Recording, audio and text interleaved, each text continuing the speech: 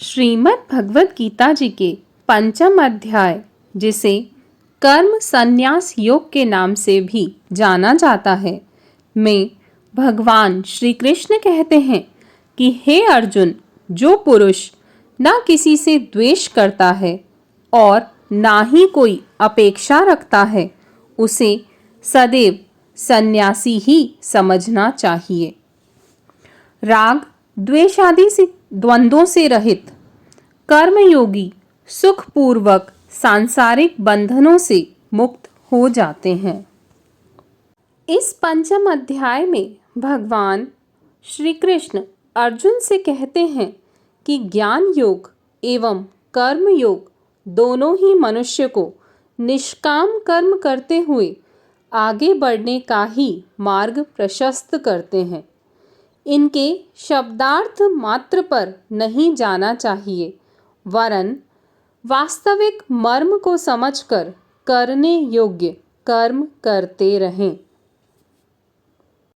हे अर्जुन, कर्म योग के बिना संन्यास योग की पालना अर्थात कर्ता भाव का त्याग बहुत कठिन है, जबकि भगवत भावरत कर्मयोगी शीघ्र ही भगवान को पा लेता है। शुद्ध मन से आत्मविश्वास के साथ संपूर्ण चराचर में परमात्मा के दर्शन करने वाले कर्मयोगी सदैव ही निर्लिप्त रहते हैं। भगवान मधुसूदन अर्जुन को आगे बताते हुए कहते हैं कि सांख्य योगी मानव शारीरिक एवं मानसिक रूप से सक्रिय समस्त ज्ञानेंद्रियों एवं कर्मेंद्रियों को प्रभु कृपा से स्वसंचालित ही समझते हुए निष्काम कर्मरत जीवन यापन करते हैं। ऐसे कर्मयोगी इंद्रियों पर नियंत्रण रखकर मन, वचन एवं कर्म से प्रत्येक परिणाम सदैव प्रभु को ही समर्पित किया करते हैं। कर्म फल की इच्छा त्याग कर ऐसे निष्काम कर्मयोगी सदैव भगवान को पाकर चिर शांति प्राप्त करते हैं, जबकि सकाम भाव से कर्मरत मनुष्य फल प्राप्त करने के भाव में बंध जाते हैं।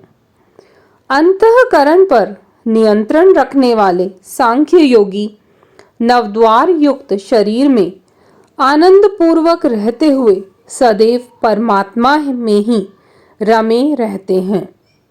वासुदेव श्री कृष्ण कहते हैं कि ध्यान रखने योग्य बात यह है कि सभी कर्म, कर्तव्य एवं कर्मफल प्रकृति अपने स्तर पर रची हुई माया से ही करवाया करती है।